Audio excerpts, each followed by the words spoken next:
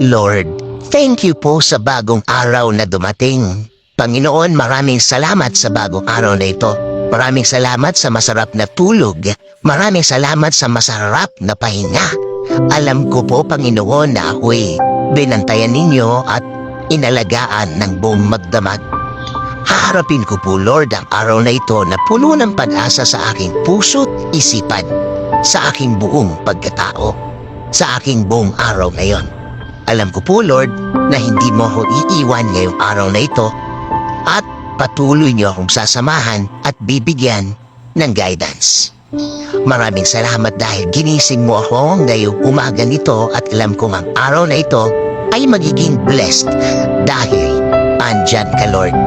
Punuin niyo po, Lord, ng kasiyahan o joy ang aking puso. Ipaalala niyo po sa akin kung gaano ang ka-blessed sa araw na ito. Lagyan niyo lagi ng dahilan ang aking kasiyahan at mga dahilan kung bakit magiging thankful po ako. Kapag pumasok na po ang problema sa akin, araw na yon, i-remind niyo po ako ng inyong pagmamahal, ng inyong presensya, ng inyong kabaitan, ng inyong pag-aalaga na kayo po ay laging andyan para ako'y alalayan.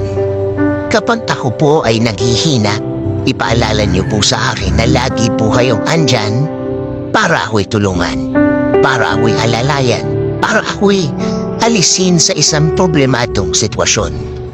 Lord, kapag naaalala ko ang aking problema, please remind me that you got me, that everything will be okay and fine.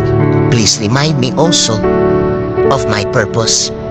Kung bakit ako nasa mundo, kung bakit ako nabuhay, kung bakit ako andito para sa araw-araw, para pabiling ko lang kayo at mahalin, kasama na ang mga nagmamahal sa akin at nagpapahalaga na kayo pa din ang dapat masunod sa aming buhay. Niniwala kami sa iyong plano na lahat-lahat ng gusto niyong gawin sa amin ay makakabuti sa amin, na ang lahat ng plano ninyo ay makakabuti sa aking kinabukasan at kinabukasan ng aking pamilya.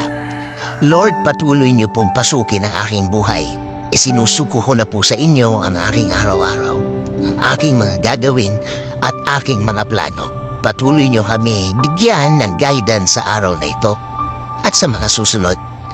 Alam ko po, Lord, na ang araw na ito ay mas mabuti, mas maganda, mas produktibo kesa kahapon. Dahil ang lahat ay magbabago kapag kasama ka namin, Lord. In Jesus' name we pray. Amen. Sabi nga sa Lamentations 3:22-23, the steadfast love of the Lord never ceases. His mercies never come to an end. They are new every morning. Great is your faithfulness.